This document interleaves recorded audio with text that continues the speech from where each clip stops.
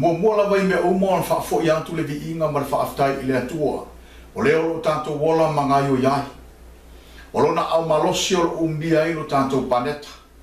O le mfai o ngoto atu le moana sau tanto le ilo loa atu ai e whaavava. I ante ia le vi inga ma le whaetanga e whaavava lava. Amen. O te whaatalofa atu fo ia te oe sa moa lo watu lupele. Whaamalo le soifua mnuia. Whaamalo fo ilo sai fitanga whainata o le olanga. Au tātou la tātou lava i pupua ngā e leiso na tusa. Au te whautua atu ia te oe lo oso pele. Lo ainga pele. Ia e talia i lo loto fe au manei mai le langi. Ina ia e lavatia i ona e tu atu lumo le whamasino o le lalolangi. Ma le le matau le angaina i le aso e fio mai ai. La tātou tālo.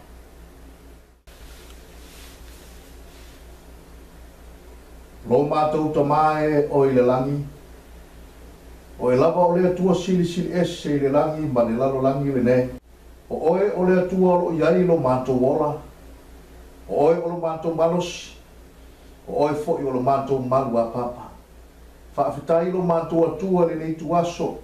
O mātou aulia mai fo i masi o mātou atu nuu le nei aso. Māta mo fia o e whaopopo mai whaitau aso o lo mātou wola. Vi ia masanga vi ia lava oe le atua e whaava. Ta maa. Ta talo whaapitoa i ati oe. O le amato whaalongo fo nei tuaso e whetalai mai lau tuspa ia. Ma le nganga o valo anga o le mea lofa o e tuina mai. E whaamatala nei au valo anga. Le atua whetalai mai oe e mato whaalongo masio mato atunu o Samoa. Ta tala atu o mato loto i ati oe. Whaamala malama mai o mato loto o lau whingaro pa ia. E rei mwhare mato sauni o mato tutua atu i luma o lau o fio le whaamasino. O le aia fia mai, e mai le tau ia le lalorangi oma. Ta maa, whaamaruia le mātou whaalongo masi o mātou atunu o Samoa whaamole mole. Mai e lofa talia mai i mātou i o luma. I lausu a whapele lava Yesu o mātou wole ma wala awa tuai nei. Amen. O le a tātou sue ina walo anga o le tusi o tani elu ma le tusi o whalinga. O wa o walo anga o tusi elu. O walo anga i whaasino le piriota lea tātou te ola ma soifu ai. O walo anga na tusia e perfecta o whenga in tuai. Ai whaamatala o ili mai e perfecta o whenga in fau. O lato winga. Malo lato whaatau no unga le piriota muli o le kalesia le atua i lau tikaya. Lea tātou te ola ma soifu ai. O se piriota winga ese le piriota le ne. O le piriota o le ola whaale ongo lua o tangata o le atua. Whetalai Yesu le wharinga e tolu whai upo sifuma le whae o sifuma le ono. Ia e tusi fo i le angelu le kalesia o i lau tikaya. Le piriota muli le tsoi fua ma wala. O mene i wa fai mai ai le amene. O le mori mau moni ma le wha maoni. O le amatanga o mea na whaia e le atua. Wa au loa au ngā rueka. E te le malili e te le vevela fo. Au te loto ina ia e malili pe vevela. O le nei, wa e wha le walua. E te le malili e te le vevela fo. O le mele o te luai atua i ate o i lo ngutu. Whamata a e tango e tuu se me ai mafu lo ngutu se tulo. E te fia ia. Le ai. E te ino iai. Paua le me fai o le nuai fafo. Ma ngutu e te le fia iai. Wa whapena le anta le wa whamata la Yesu. Lona le tali tonuina, ma lona le tali aina o sos tangata wha le ongalua. I le piriota muli o le kalesia le tātou te ola ma soifu ai o lau tikaya. E le marilili e matua o i le lalolangi ai tu le atua. E le vevela e matua o i le atua ai tu le lalolangi. Ai ua fai ua mea lua i le te mea tasi. O na tau le Yesu o le whale o lua. E o e fai le tuina rau le lalolangi. O no mai lea, whatinga sala mo i luma o le atua. E o e fai le ang sala ma soli tu la fono o le atua. O no mai lea whatinga wha o i luma o le atua. Ai wha mai Yesu le amose lima whai upe lusu martasi. Wa o ino, wa leanga ya te au wa au tau saminga. Au te le fia ya au tau wha apotu kutonga. Po le ale tangu whai o le tangata, e wha ama maluna tapo inga i le atua. Ai a whai na te solia pola inga le atua malona sapati. Ma fia i mea wha fia o le lalolangi. Au te tau watu ya te oe. E le talia e le atua lau tapo inga. A wafai mai le mua ane tonu whai upo e wha. O i lato malava o e whailang sala. Wala tu soli foi tu la fono. O le anga sala, o le soli tu la fono la valea. Po le ane to anga o le tangata i le lotu matausi tu la fono iwa. Ai na te solia le sapati o le tu la fono lona wha, o le tusi tu la fono a le atua. E le eise wha moe moe le ola e wha wa. Whai mene ia kopo e lua whai upa sifuru. A wako se tausi le tu la fono uma. Ai anga sala i se metasi. Wanofo sala ia i mea uma. Po le alo tausia o polo inga iwa. Ai soli se polo inga tasi. E le eise wha moe moe. A wawhai mai tau tino ngā Solomona le whata o te rusu walu whai upa iwa. O le wali liu e se o na talinga. Ai le whalongo longo ni tu la fono. E ino sia lava lanta talo. O le mea woe. Whamalo nua tu e le o hau le e whai le whai uma. O le atua e tō tasi. O ia e pule mea uma. E le stangata ola na tsuia na upu. E tūla na pule. Na te whai a fwoi mea uma. E whina ngalo iai. E ino sia ia le talo o le tangata soli tu la fono. A wa o le sala o le soli tu la fono la varea. Ai a whai tau stai e tau si tu la fono le atua. O loo ngā tu tonu e lan wha mau whai longa o lon sapati. E wha whafonga mai le atua e lon titano. E wha ale atu whai le atua i ate oe mea lilo le langi. Salamu lusu lima whai upos pu malwha. O loo wha ale e iova lon whingalo i e māta tau i ate eia. Whai mea wha Pertania, the secret of the Lord is with them that fear him. O le mea lilo le atua, wa i ate la tau e māta tau i ate eia. Whai mai lor mai anga muli muli, na te whai loa tu whailan whengainga, ia te la tau. E le ngata e whaari atu e le tua na me lilo i tangata e matatau ia te ea. E na te whai loa tu whai ia te la tau lana whengainga. O le ana whengainga le atu. Te o te no me whawhai upasi pu martona. Wana whaalia fo ia te o tau lana whengainga. Na ia poloa i mai e ia te o tau tau te whaia. O upu ia e se fulu. O whenatusi e upa se fulu. Na ia tusi e foi i lunga o papamaa e lua. O upu la se fulu. O tu la fono i se fulu tusia e le atua e lona ao. I lunga o papamaa. O upu o whengainga le atua ma tangata na tausia. E lea i se tasi na te mwhai o whalea ngai na pesuia. Whai mai no tus pa ia. E whaali e le atua na me lilo i e matata ia te ia. Ma whai loa ia te ilatou. Lana whengainga o tu la fono i se fulu. O lo iei malana wha mawhai longa, o lo sapati aso fitu. Ana tatu oe wha matala me lilo le atua leo o whalia le so. O lo nā tia ni tau sangla nei lua fe sumara fitu. E tele ni mea ni fi malama lama iei tāni elu ni teimi e wha tau nui rai, ma ni teimi e umai. Pe tai ni whita lai e su, i le tāni elu sumara lua, wha ipo ima ia tāni elu. Tāni elu e, i nā haluia. A wā puni tia ma wha mawhai longa i na upu, se i o i ono pole uma. O whea ni pole ima. O le teimi tonu lava le te soifua ma o wala ai. Ai se ana wha mo whai longa i wala anga tāni elu se i o mai na pone o le uma. Whai upe sifuru tāni elu suma le rua. A wai tō tele o le a wha a maina. Ma wha sina sina ina. Ma tofa tofa ina.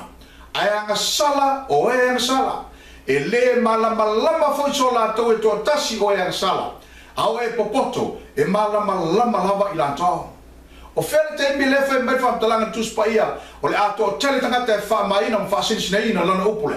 O le teimi mele neu le iunga. Whitalai Jesu ia tāni elu. Wha mawhai longa upo le whalanga se i ho i on pole iunga le tsoi fua ma uola ai. O wa e iei tangata o le tupulanga le nei. O le a wha ma maina ma wha sinisina ina i le upo o le atua. Ma lato malama lama li prionta le ana fia malama lama iei tāni elu. Whitalai Jesu i le Ioane su lima whai upe tolu ma le wha. Wa uma o le whaamaina o tau le upu, na o tau tala atua ia te o tau. I nā tu mau ia o tau ia te, o au fo ia te o tau. O le whaamaina la i le upu o le atua, o le usi usi ta e whai mea uma, e whinangalo ia i le atua, o le tausi leo ana polo inga, o le tau le Jesu le tangata le nāra tangata poto. Whetalai Jesu le mātai o le fitu whai upu e nuas fuma le wha. O le nei, ai se whaalonga ia upu, ma whaia ia. O te whaatuse ina o ia le tangata poto, wana whaia lo le whale i lunga o le papa. O ai papa, o Jesu ke riso. O le tangata la usta i le upo Jesu, o le tula whono i se furu, whai mai Jesu. O le tangata poto, o le tangata le nā. A le atatu whaasolo i te tala o wai wala anga tāni elu. I le poto le wa mai le atua i le tupulanga le nei tātou te iai. Tāni elu e walu whai upo se furu martoro. O lo whaalonga lea, tāni elu nā. Wa tautala le tasi o le au paia. Wa faiane foi se tasi o le au paia ia te ia lava na tautala. Se ia fea ele whalinga i la le taulanga e fai aso fai so. Ma le angsala e whaatafuna i nā. O na tui nā tu leo le maru atoa ma au ia solia lava. Fai mena le fai upo e spumar wha. O na whaapea mai leo o ia ia tia. Se ia atoa fiafi mata rua afe mare tolu se lau. O na whaapea i nai leo le maru. Ai sila le fisili fai upo e spumar tolu. E ui o se tasi o le au paia le na fisili. A le mana onga o tani elu na mafua le fisili. Fai mai whaapea tani o le fisili. How long shall be the vision concerning the daily sacrifice and the transgression of desolation? O le daily sacrifice, leo lo ta ua i nei. E leo le taulanga le na whaia Israelu ma moe, le ai. O le daily sacrifice, e whaasino yosi ngā taulanga whapaupau a Roma. E te tau na whaapea le fisili. How long shall be the vision concerning the pagan daily or the paganism? Na fia malama tani elu. Pola le umber whaalinga le whaatau si ngā taulanga whapaupau Roma. Ma le angasala e whaatafuna i naino o na uma lea. Peita. E leo le tali o le fisili le whai upo smua le whaalai whai mai. Se ia atoa fiafi matai o lua whai maritolu se lau. Langa i le pāleni le tali whai upo smua le wha. Ma le fisili whai upo smua maritolu. Lea ma le fisili whai upo smua maritolu. E fia i loa tani elu pola le umber whaalinga e whaatau si ngā taulanga whapaupau Roma. Atua martui na atua le angasala e whaatafuna i nai. O na uma lea. Awai le o le whaalinga le na fia malama i tani elu se umi. E lua afe maritolu se lau a fiafi matai au. Le ta ua le whai upo smua wha. O le tali lau le fisili li tani elu e valu whai upo smua maritolu. Lai maua le tani elu e suma lua whai upo smua maritasi. Lono winga. A whaatu langa la le whai upo smua maritolu ma le whai upo smua maritolu le tani elu e valu. E te tauna wawai ese mai le fisili whai upo smua maritolu. Ai sifi mai lalo e fai mo fai upo e spumar fa. Ai si atu le fai upo e spumar fa. E so mai le mai nga mua le fai upo e spumar ton. O na pa lene e leo whamtalanga e loa. A fai tau na le tane le vanu fai upo e spumar ton. E wha pea. O na ufa alongo leo tautala le tasi o lau paia. O na wha pea mai leo ia ia tia. Se ia atoa fiafi matai o lua afe maritoru se lau. O na wha paia ina i leo le maru. O na so mai no le mar fai upo sumar fai whapea. O fai ane foi se tasi o lau paia ia te ia lava na tautala. Se ia fea ele whalinga i la le taulanga e fai asu fai so. Ma le angsala e whatafuna i nai. O na tui nā tu leo le manu atoa ma au ia soria la. Fai mai tani ele. Na whalonga u tautala mai tasi o lau paia ia te ia u whapea mai. Se ia atoa fiafi matai o luafi maritolu se lau. O na whamamaina leo le manu. O le whaatatianga le nā le whai upo e sumar tolu. Ma le whai upo e sumar whaare tani elu e valu. Ai ole a tatou mua mua ma le whai upo e sumar tolu leo o uma le whaatulangina e whapea. O na u whaalongo leo tautala le tasi o lau paia. O na whapea mai leo ia ia tia. Se ia atoa fiafi mtai hao lua afe maritolu se lau. O na whapaia i nai leo le marma. A tautala le valo anga i leo fiafi mtai hao. O tautala i leo aso e tasi. Ai a tautala le valo anga i leo aso e tasi. O tautala i tausanga tasi. Eskelu e whawhai upo e ana. Wa o whaatstawina atu ia te oe o le aso ma le tausanga. O le aso ma le tausanga. O le lua whetolu se lau a fiafi mtai hao lau le walo anga. Tusa le nā o le lua whetolu se lau tausanga. Whai mai lo le angeru ia tāni eru. Se ia atoa tausanga i e lua whe maritolu se lau. O na wha mamaina leo le marumaru. Peita. Na fia malama tani eru pilota le lua whetolu se lau tausanga. Po a fea mata ai. A fea foi e umai. A fea mele angeru ia tani eru fai upo e lua spuma leona. O le whaalinga ia fiafi matai ao sa ta ua. Wa wha maoni lea. Ia e pupuni foi le whaalinga. A wa e tele o naso. Lona winga e tele tausanga whatau nuu le walo anga. Sisi le fai Samoa. O leo o tau mai e le atua. A umar priota le lua whetolu se lau tausanga. O le wha mamaina leo le marumaru. Ai wale tau mai. Po a fea mata fai tau mai ele lua whetolu se lau tausanga. Ai o a fea foi au mai. Ai o la tatou wha solo pele tane noanga a tani elu ma le angeru. Tani o le iwa fai upo mua ma le lua. O le tausanga mua o ta riu le atari o asu eru. O le na tupu mai me tai. Sa fai o ia matupu o le malo karitaia. O le tausanga mua la na nofo inga. Wa o tani elu. Na oi loa i tusi le whaitau o tausanga na whetalai mai e Iova ia Jeremia le perfeta. ia fa atoina ai le fa tafuna ina Yerusalema o tausanga ia e fitu nga folu ile luna fa inga tupu to su moleono fa upo lima o fitu na sai ai ne kanesa yo akima le tupo yuta ai ave fa tasi manista ngata o sai tai Papolonia ile ono se lau moleono tila mo o le tausanga le ono se lau moleono tila mo na amata fai tau mai le fitu sfur tausanga o le tafeanga le na maua e tani e tusi tusinga Yeremia lusu lima fai upa sumartasi fai mai Yeremia e avele nei lau le uma ma mea ngao lau le ele leu Yerusalema ma mea fatafuna inai ai au nei anu nu o saitoa ile tupo Papolonia i tausanga e fitu nga folu o tanerula o le istangata le na ave tafeanga o la ititi a o iai taneru Papolonia le tausanga mo tariu le tupo me tai o le taimi leo ma vai le pule le malo Papolonia e tulai mai me taimi Persia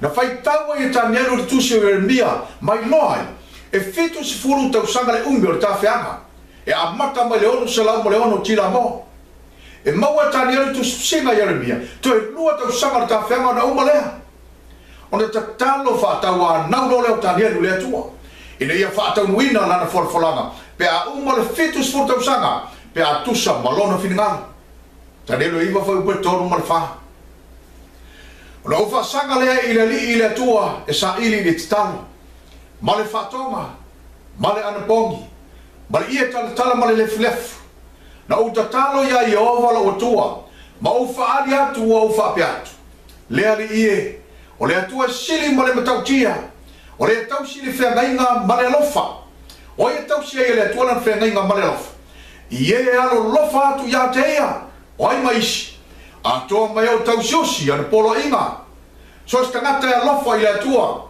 ma tau sia ana polo inga se fulu fai mari tu spaia o le tangata le na e whatau nu ai e le atua lan whengainga ma le lofa ai ai so taimi ona fai tau leo le talo tanielu iwa fai pue whae o sumareima na matua ta talo whatau a nauru prefeta i le atua ina ia toa e wha foi lawa le tawhianga pe a uma le fitus futau sanga o le nofu polonga Israelu i tonu Papolonia a o ta talo whatau a nau tanielu i le atua na awina mai e le atua lan a ngelu e tali le talo tanielu iwa fai pue lusu tasi o lusu martonu o lo tau tala lava i tatalo tanielu le naha wa pai mai i ante au tangata o kaperiegu o le na urua i loa le whalinga o lo lele whatalise mai le tularu tau langa fiafi na ia oa mai ma o tau tala mai i ante au a whapea mai tanielu e wa o sau nei oa i ante oe te poto ai ina ua amata ina au whatonga o na o mai i leo le poloinga wa poloina i le atua kaperiegu i sau tani mana oma tanielu ile ua usawa e fai loa atu ia te oe a ua lofa te reina oe o le nei ia e malamalama le upu ma e mafaufau le whalinga ua whaasolo le whaamtalanga le angelu le fai upu e lusu marfa ua atofa ina vai asu sa e fitunga furu i lau nuu malau ai pa ia ile whaaperitania fai mai 70 weeks are determined upon thy people o le upu le determined o lo whangaina i nei tu sam tu singa le au whani liwa tu spaia o le winga moni o le upo te tau na whangaina o le cut off o le babai esi o whea cut off mai e le fitu sifuru vai a sale mo Israel e cut off ma babai esi mai i le lua fe tonu se lau tau sanga o le tanielu e vanu fai upo e sifuma le wha lono winga o le wala anga o le tanielu e vanu o lo so so mai le tanielu e iwa o le visi e fa pe feo na baba ese ma le fitu sfulu vai sa ma le lua fetou se lau tausa o le me te tau na fai mua o le fa ali liu mua le fitu sfulu vai sa yaso e fia aso le vai aso e tasi e fitu aso le vai aso e tasi a e fia vai sa le vala e fitu sfulu vai sa lono winga o le fitu sfulu vai sa fa tele le fitu aso le vai aso e tasi o na maua i leo le fase lau iwa sfulu aso Peita, a tautara le malo anga i le aso, o tautara le tausanga, o le fitu sifuru vai sala i le upo le malo anga, tusa le nao le fasa lau iwa sifuru tausanga fatino, o le ane me fai le fitu sifuru vai sala lea po le fasa lau iwa sifuru tausanga lea, o vavai ese mo yutaia ma Israel.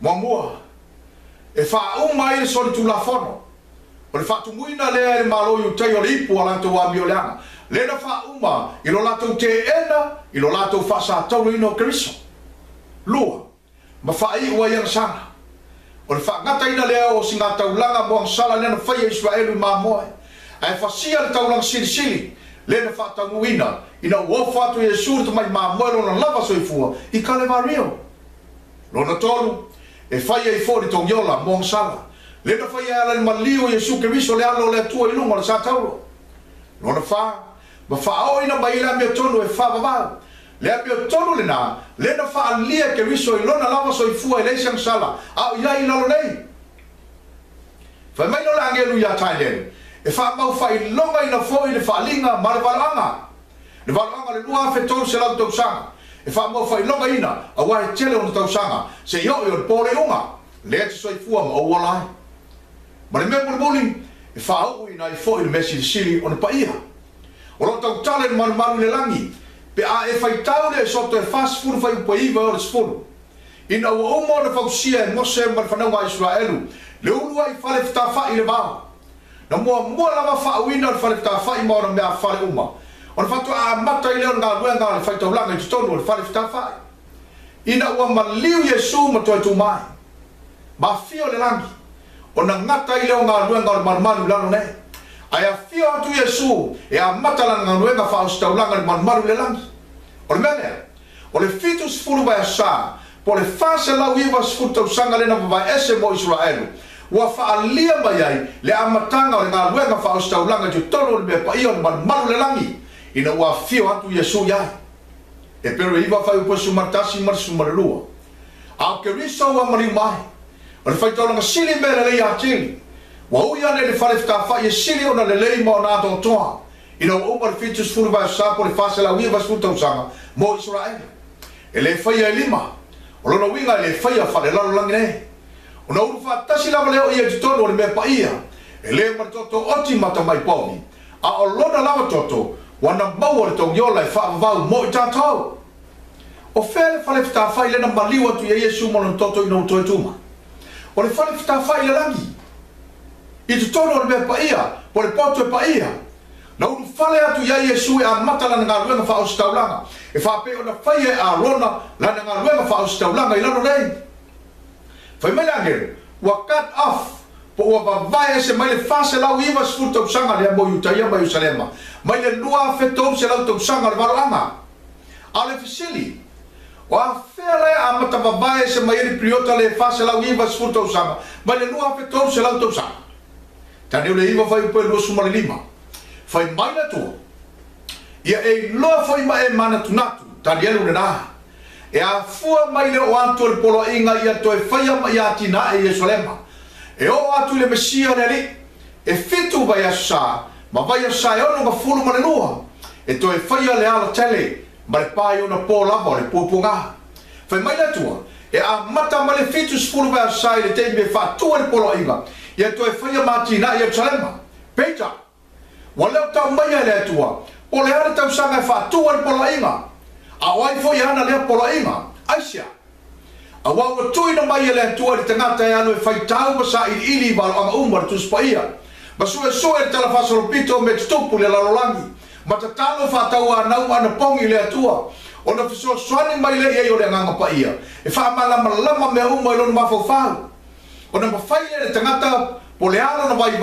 ma lona fa vale ia lu siaonga ona ia fa talaina ma fa tu langa vai nga te mi fa priota le tua le o tu ni mai lona mi ma ta tu te le no fa sama noa ai ta tu te matahala ma sa ili po oi te na taana le polo ima ai o le a fo le te mi le fa tu le polo ima ona fa ile ta tu fa tu langa ina le fitus fu le vasa o le valo anga le o tu ni mai le tu ia tu ai ma ele tau sau se angelu e tu mai o tatou luma e fa matala mai le vai ina o le periota ai wa bai le tu le vai nga tatou te fai o le matua sa ili ai fiso swani lo na nga pa ia fa mala lama i tatou ma fa i se ia tos fu mal fa fai un pes fu mal ina sa ili ele tu se iova ma fai tau ia le tu se iova le tu pa ia atole na pe fu e lo fale la me ma wa pe fai tau ele ai so la tu i u vale ele ai se ta se le lo alo na soa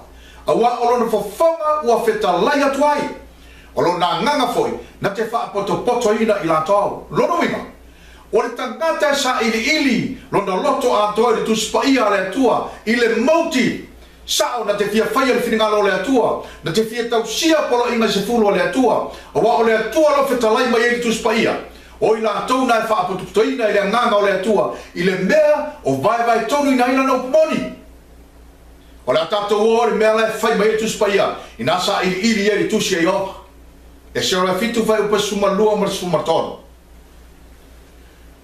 o ale ta seta le tupu ya e se ora le faitaulanga o le tusi upo le tula fono le atua o le langi ia ato toa lo maruia wa whape atu o te whai atu o i lato uma o le nuo Israelu ma o le faitaulanga ma salebi o i lo malo o e loto ina o ia lato ua whatasi ma o i Yerusalema whai upo e lusu martasi o hau foi o hau le tupu o ale taseta wa upora ia tu ia tausi o loa uma o i talatu o le vaitafe ia matua whaia mea uma e whaia tua ia te o tau o e sero le whaitaulanga o le tusu upo le tula fono le atua le langi whai upo le usu malaono ai so la tau na tele whaia le tula fono lo tua ma le tula fono le tupu ia matua whasala ina o ia po le oti po le tafia po se tongi ia whaia pe ia no tia o ale ta setala o ia o le tupu Persia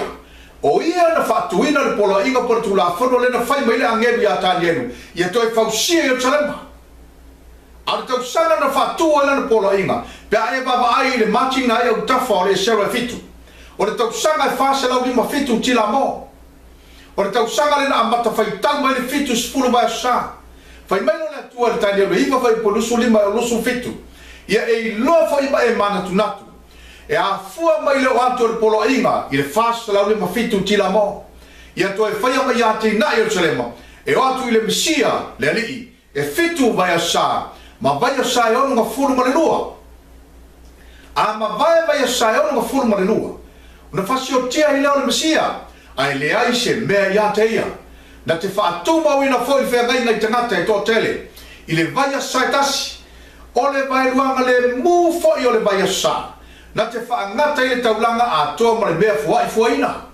whai mai le tua o le fitu sifuru vai a sa po le fase lau iwa sifuru tau sanga lea e a mata whai tau ma le fase lau iwa fitu tila mo le te le whaatua e al ta seta lan polo inga ia to e fo Israelu e faulo lanto malo mai le fali ma fitu tila mo le whaatua e al ta seta lan polo inga e to e fausia i Jerusalema e o atu i le whaau ino le Mesia e fitu vai a sa ma vai a sa e ono sifuru ma le noa o le fitu vai a sa e amata fai tau mai le tau i to ulo i lau la au le fase lau ni ma fitu tila mo peta e te tau na whaali liu mo mua le fitu vai a sa lea i aso e fia aso le vai aso e tasi e fitu aso o na whaatele leo le fitu vai a sa le fitu aso o le vai aso e tasi o na maua i leo le fase furu i vaso fitu fase furu ma le ima peta o le kia le tuspaia a tau tala le valoanga i aso o tau tala le tausanga o le fase furu i vaso la lea o le piliota mua tusa le la fase furu i va tausanga a tau tala la le valoanga le fitu vai a sa o tau tala le fase furu i va tausanga whaatino a wha umile tila mo o le ti mo le tausanga o le la mo le lumana ma le mo le Mesia a wha matala la le tila mo tausanga o lumana i le Mesia o le tula fono la le tila mo e to ese le tausanga i tasi lono winga o le fase lau lima fitu tila mo i le tau i to ulo i lau o la au to ese mai i le fase furu i va tausanga o le fitu vai a sa o nau lia i leo le tau i to ulo i lau o la au o le tausanga e fase lau ma le valu tila mo o le tausanga lea na umai o le fausia o Yerusalema ma ona paha o le priota lana rua e ono sifuru ma le lua vai a sa o le whaatele foi leo le ono sifuru ma le lua vai a sa le fitu aso o le vai aso e tasi o na maua i leo le fase lau tolu su faso tusa le na le fase lau tolu sifuru ma le whatausanga ono sifuru ma le lua whaatele le fitu o na maua i leo le fase lau tolu sifuru ma le wha o na to ese foi leo le fase lau tolu whatausanga lea mai le fase lau ma le valu tila mo peita e le mawhai a wai te le fai numero le fase lau tolu su wha na i lo le fase lau ma le valu o lono winga o le fase lau tō whātau sanga. Tō ese mai tau sanga ki la mola e tō e fase lau mare mana. O na ulia I leo le tau sanga e luas fun mare ono ti a. O le ti a pe a wha umi. O le ti mo le tau sanga. A o le a mo le ri. A wha matala la ti a. O tau sanga o le ri. Martua tu la fono ti la mo. E tō ese tau sanga e tasi. A tu la fono ti a leo au lia e pilota no na lua na waanga. E wha o popo le tau sanga e tasi. Lona winga. O le luas fun mare ono ti a. Wha o popo e le tau sanga e tasi. O na ulia I leo le luas fuma le fitu ti a. O le fesili. O le ale me ta ua po le main event. Le na whatauruina le tausanga le luas fuma le fitu ti a. O le tausanga tonu langa lea I le tau I to ulo I lau o la au. Na papatiso a Yesu e Ioane le papatiso. Fai mai mo le mau le luka e tolu fai upo lusu tasi ma lusu lua. O papatiso ina le lu uma. O na papatiso ina I le o Yesu. Wa tatalo ia. O na whaavano ina I leo le langi. O na fio whai leo le ngang paia I ona lunga. Wa tino mai pe se I se lupe. Wa o mai fori siu fonga. Mai le langi wa whapea mai. O lo ua tali pele oe. Wa o fia lava I ate oe. Ai sila le mati nai au tafo le luka le tolu. Le tato whaitawina. O le ti a e lusu marfitu. O le main event lana whatauina I le whao le lusu fitu ti a. E tusa ma le teimile au mai le angelu ya ta ngelu. Fai mai le walaanga. E a fua leo anto le polo inga. E I le fase lau le fitu ti la mo. Ia to e whaia mati na Yerusalema. E o anto le baptisoina. Ma le whauina o le mesia le ti a e nusu fitu. E fitu vai a sa. Ma vai a sa e ono se fulu ma le lua. A whaupopo la le fitu vai a sa. Ma le ono se fulu ma le lua vai a sa. O na baua ilo le ono se fulu iwa vai a sa. A whaupopo fo le fase fulu iwa tausanga o le fitu vai a sa. Ma le fase lau tō le whātau sanga, le ono suma luwa sa. O na maua ilo le fase lau wale tōru tau sanga. Ma le fase lau lima su fitu ti la mo. I le tau I to ulo I lau la au se o antu le nusu fitu ti a. I le tau I to ulo I lau la au le na papatiso a Yesu Mesia. E ono se fulu ma le iwa vai sa. Po le fase lau balus fulu ma le tōru tau sanga. Peta, to e tasi le vai a sa le toe. Ai o la tatu to e o. I le tanio le iwa vai upo e luas fulu ma le ono. Ma le lua suma fitu. E sa ili mai ei po le alisi main event. Na topu ti tono le vai sa tasi le toa. Tani le iwa fai po le lua suma le ono ma lusu fitu. A ma vai vai asu sa e ono ma fulu ma le lua.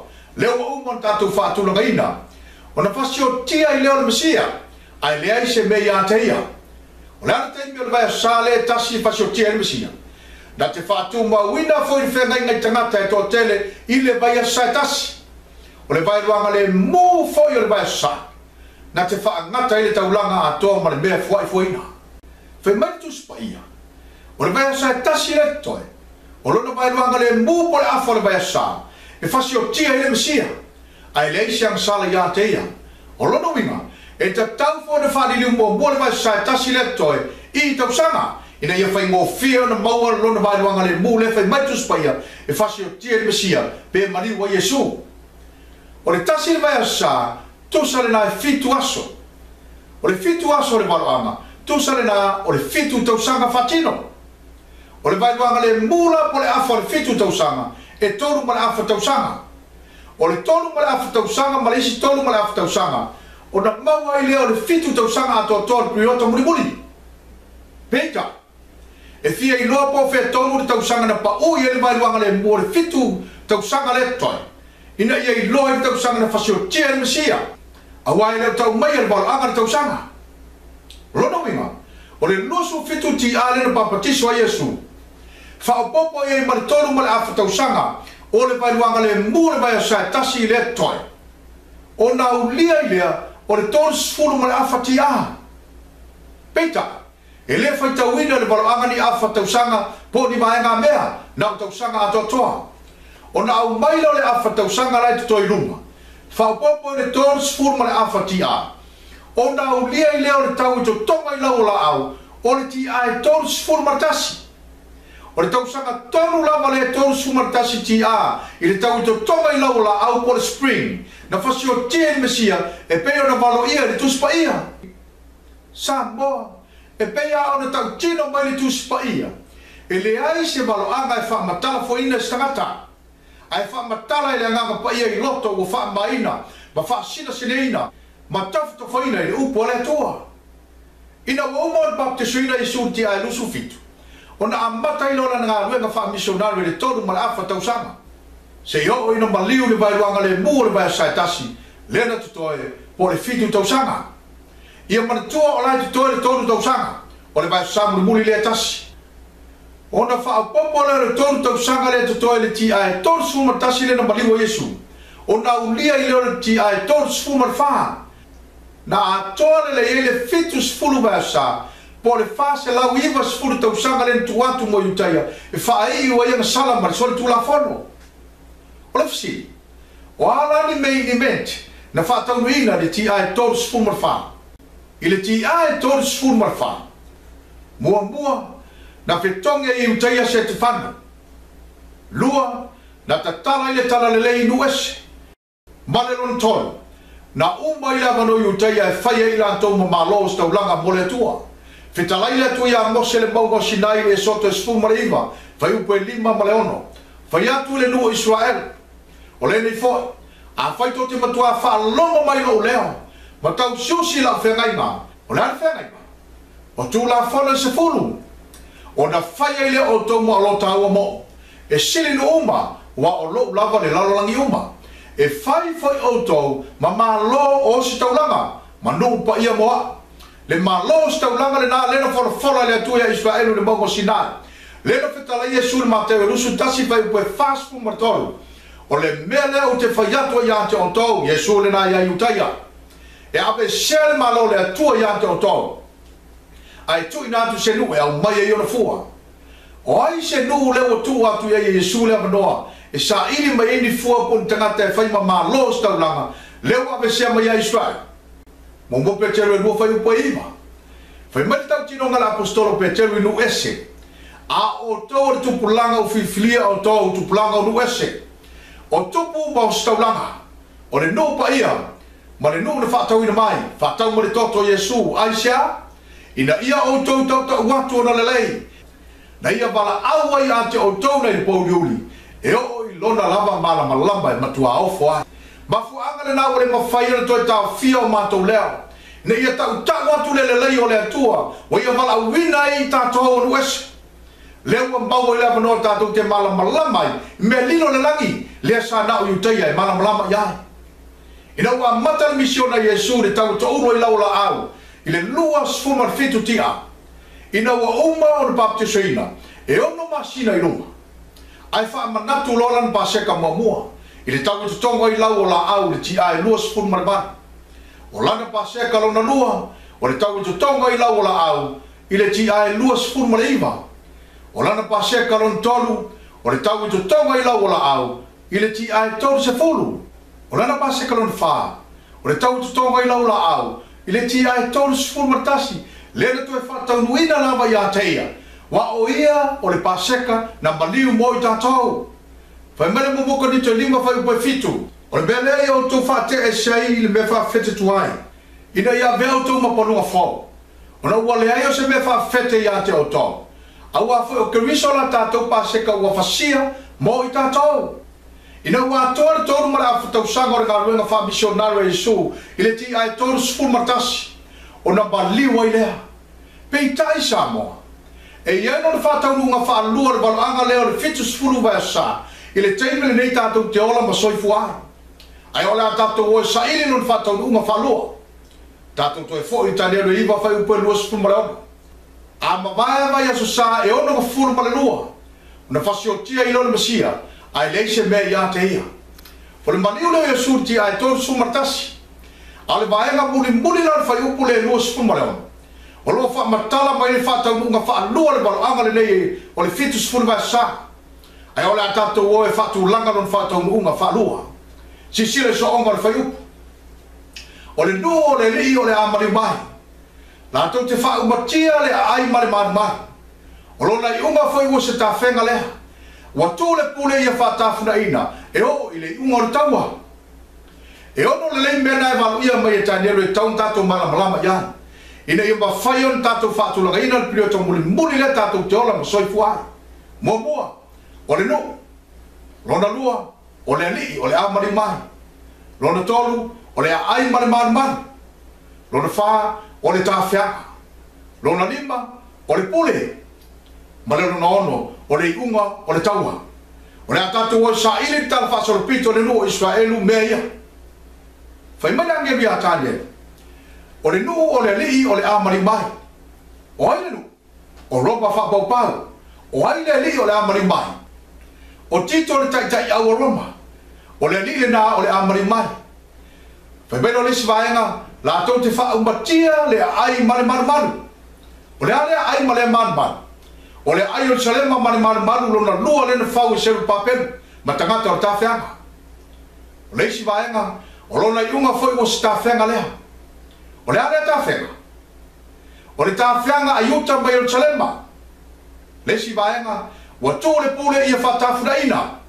o ai ana le pule le fatafudaina o salema o le pule ale tua ma le vaenga muli e o i le iunga o le taua o le ale taua le taua lona lua o le lalolangi sila foi Samuel au mainga o wala ua whaamatala mai e le atua na o mea tutupu le tala whasoropito a eno au mai a tausanga ma o lato vai tau e tutupu ai sea a wautina mai e le atua i ato e maul mea tatou te whaia o le tatou o sa ili ma sanga sa ili i le motive sa o tatou te fia whaia le finingalo le atua o na pso swani mai leo le ngang pa ia i lau sa ilinga ma fai lo mai ate oe me lino le rangi tatou te le nofo e fai mai le tua me uma mo tatou le ai e fai le tatou vaenga ma fu angara wa au mai le tua le tangata le me ta o common sense e fai e lau filinga sa loto pe te fia sa ili mo le ola pele ai o le tatou o sa ili tau sanga ian fatau nu ai me ia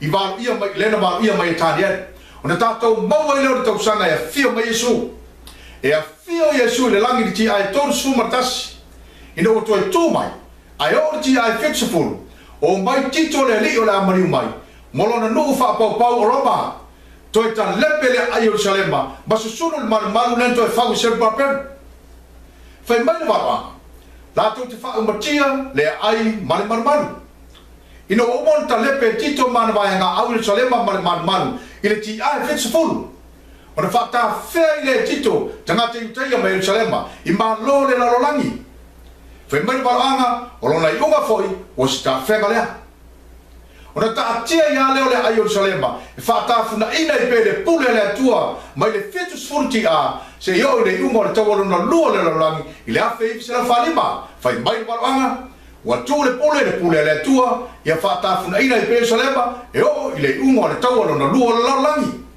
Sambolo watu lupele fai mai peteru le lu peteru mo fai upo sfu mariva o lo ya te tatou foi le upo le valoanga e sili lona bausali e le leo no tona nau yai e peo se la me pai mo me pongsa se ia tafa mai ata se ia wa e foi le ftua yo to loto o le upo le valoanga o lo fa matala i me tupo le tala fa sorpito e bausali ma ato toa e le leon tatou nau yai a walo fa matala mai e le tua tau sanga ma vai tau sanga o me tutupu i lunga fonga le ene se fo na valo ia mama mai e tani elu fa utianga e tito molona nu o Roma Jerusalema ma le madman e toi lima se lau mo na tupu tau sanga fa na mai tito se la voi na valo ia mai fo e tani elu le ungo le tau alona lua le lalolangi i le afe iwa se lau fa lima e a e rita feanga ayuta mai Jerusalema lena fai e tito molona nu o Roma fa popau e toi lua afe fa se lau mo tupu tau sanga tau se i le afe iwa se lau sfurfa na amata i o na tau le tau mua le lalolangi ina o tu lai mai Viliamu le kaisa o Siaman ai uma le tasiva tasivani e tau o le World War I o na file mua i le i sina teimi titi mai le afe iwa se lau sfurvalu se yo le afe iwa se lau toruiva e tau le teimi le vao le tasiva tasivalu ma le tasiva toruiva o le little time of peace ano toi tau ai le tau le lua le langi ma le afe iwa se lau toruiva ina o tu lai mai hiti la se ia fai uina le afe iwa se lau falima e tau o le World War II na fasiotia i hiti la le 1 miliona tangata iutaia ai 7 miliona tangata kerisiano I le tala fasolo pito le tusi o le The World Wars 1999 Britannica City. Fai mai e fase fulu i le 5 miliona na fasiotia i le taua na luo le lalolangi. O se taua tele lea talo de tutupu taua ilungo al fungai le ele. Ma fu angale na balo ia mai e tani elu. E fata fea yu teia me Jerusalem martia e fitsa fulu. Se yo o le ilungo le taua tele na luo le lalolangi i le afe iwa se lau falima. Ina ua ofi atu vaenga awa Amerika malo o vatasi i to tonu o lea taua tele i Europa i le afe iwa se lau falima. Ona tau fia i leo le taua. Ma fasa o loto i le tau fea ngā iuta me Jerusalema. Le na fai a tito ti ai fitsa fulu. O le afe iwa se lau falima na fatau nu o le valo anga le atua i le tusi o Yoelu. Yoelu tonu fai o mua mua. Fetalai le atua. Fauta mai. O ia o na aso le iunga. Ma lea tausanga e afe iwa se lau falima. Pe au whaafoisia le tau fea ngā iuta me Jerusalema. Tau fea ngā le na fai a tito ti ai fitsa fulu. O na ale. Fai melo le fai upe lua, o te wha poto i na ima lo uma, o te ave i na ifo i lantou le vanu Iosafatu, o te wha sala i na i lantou no lo nuu, leo le asa waina o no le wha marusia o le tausinga o le asa. Malo tofi o Israel o ina wha tape a peina i lantou inu esi, le teipi e wha tua i lan pasa o take ma Amerika i tono Jerusalema, malo whanua foi na lantou tau fia fia, lau le ele Jerusalema, leo tau whai vailoina i a Palestina. Ina ua whaafoisia le tawhianga le afi se lau whalima. E lua tausanga talu ana toi no foia e takati utaia lo lantou lau le ene. Ai toi whaatū loi malo o whaatasi le polo ingano na lua. I le afi se lau whaafitu. I le tau e to ulu i lau la au. Ina ia toi whausia Jerusalema le talepe tito ti ai fit se fulu.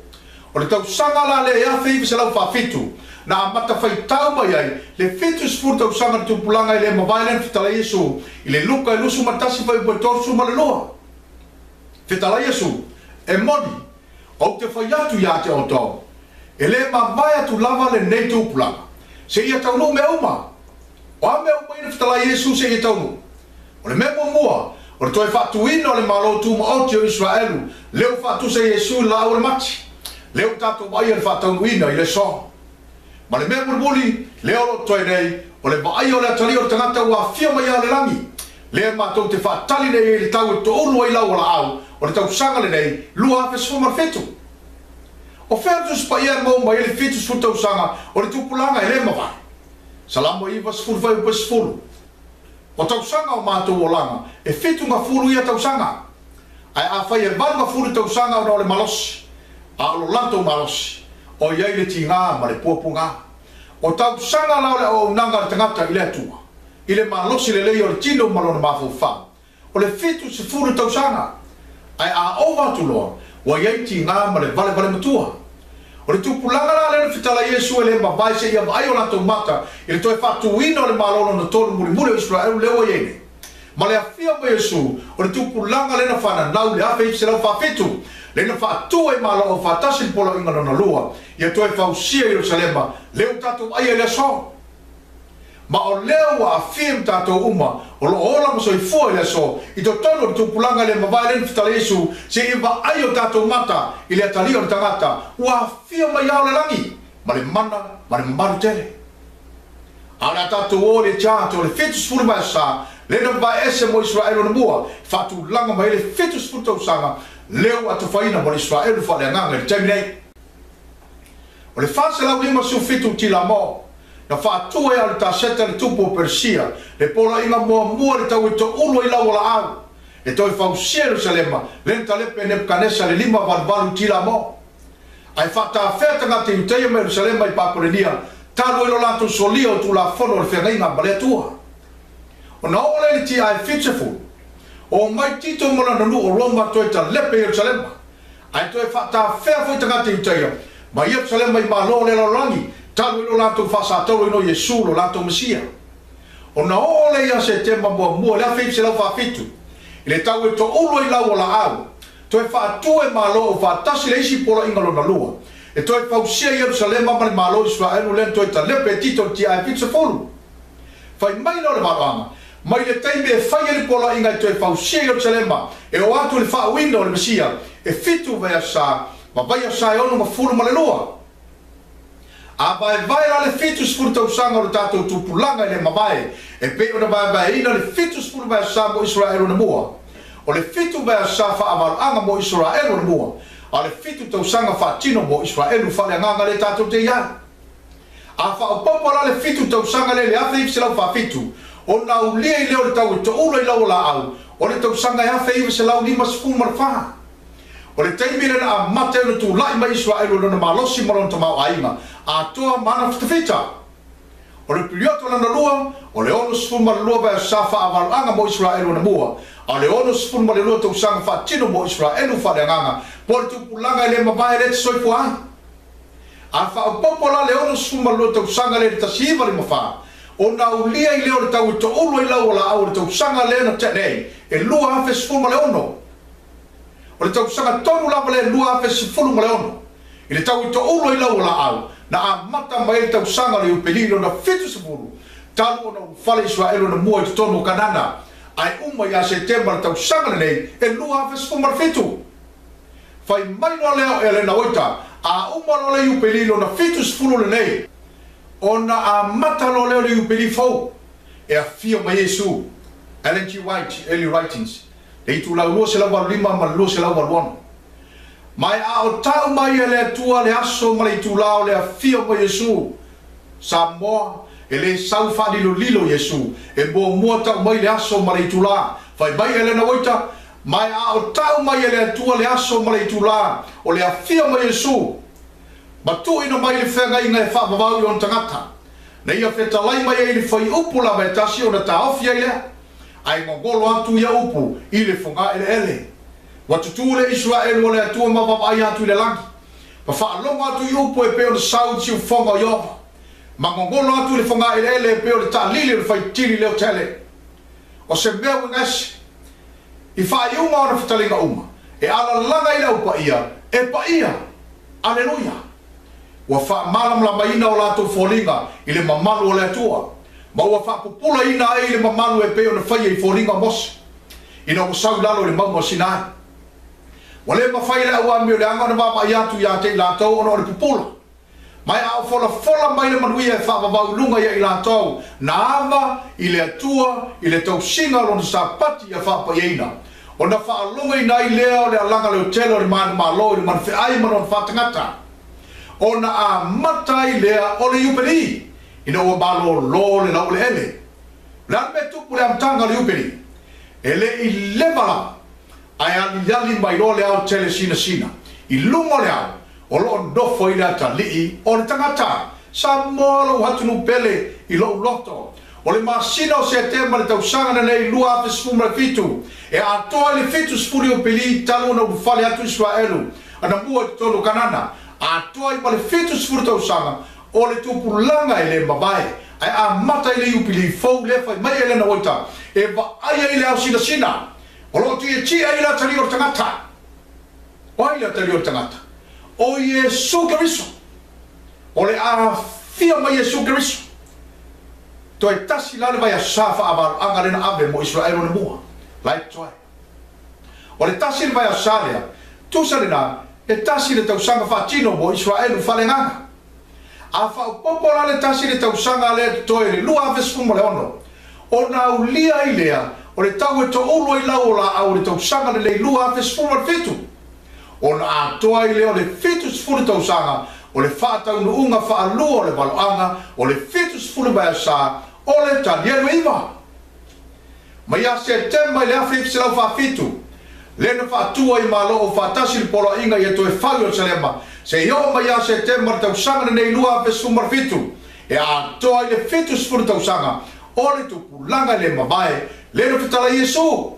Se ia fio me Yesu ia o le langi ma le mana. Ma le mamaru tele.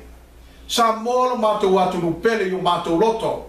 Wa e whase ama e ino mai a te mātou. Ma wha ingoa mātou tangata te te. A o lea mātou te tau mwhai wha malama o le fufanga le atua. Leo whatatia me tātou luma. Ina ia e malama ai. Mātou te leo whora i nasi au. E whari liu e se ai oe mai le atua. Le ai. Wa mātou tau mwhai le malosi. Wa mai e le atua e la vea i oe ala i whiau malapta inga u whari mai. Ina nei te tia i o mātou luma o tō toto. ma fa sale nei mato ele tua ana mato fa se ina o Samoa se manu mato te fai atu e alu tanga te fai le meloto yai ma pure tanga te ina na me fai ma fia le langi ma meo mo yai awai le ai se afio mai peita i Samoa ele ai e sai o mato gotu se tu lo ona mato fola ina se isi fe au e ese mai fe au mai utu ina mai le tua ya te mato e fai mo mato tiu te tawave au le tapunia lo na lofa tu no e lo mato ni perfetta le ate e lo mato ni apostolo e lo mato fon tangata na o ina fa fai fe au ina ia mau ni fa longa matikari le ai o mato ni e fuefo le lea solo matangi o ni mea whainga luenga whatau waa ma le malea o mato ngā lulue le malosi wa maia e le tua e whaino le whingano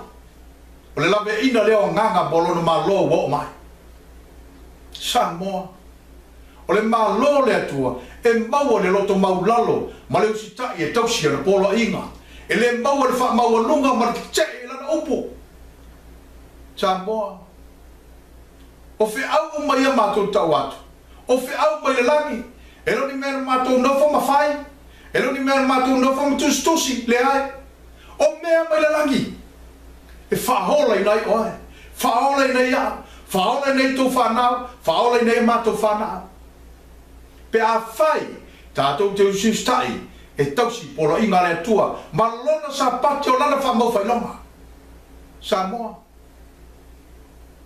ia manuia ma ia sanga manuia oe i le lofa o le atua ia i lunga ia te oe Samoa le manuia o le atua ma ia fesoasoani atulo na ngang pa ia lo finagalo ina ia e whai e se whiwhilinga mautua au le yo mai ia mea o le ato ulu ma le tātou lalolangi ina ia e iai malouto lua malo whanau i le ola e whawa tātou whai ule talo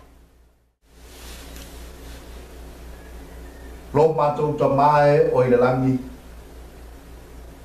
pangalo wanga le leimalo walofa i sio matou tunu o Samoa mo i matou uma o e le toi nā tia i se me tasi mo i matou au le iok mo i le tāpunia lo walofa tunoa whaftai le tua i lo wanga le le i au le nei asu o matou loa lo walofa i ati i matou o e le toi tua lama i matou i au lapta inga o e lapta i whaia lo finangalo le ia matou iai le langi ma le ola e whaula tā si whamanuia tele si o matou tunu o Samoa whamanuia mai ai te i matou malama le atua whamanuole mai alofa whamangalo i matou i meo matou whare e tonu ai whamamaha i matou ta maa whamanuia whamangalo mai foi lau o oula se meo o le whaia e alofa whamangalo mai matou mai alofa ta maa whamanuia si o matou tunu whamanuia i matou malama i nei tuasu i lou lama soa pele i sua ore ma tālo o koene Amen.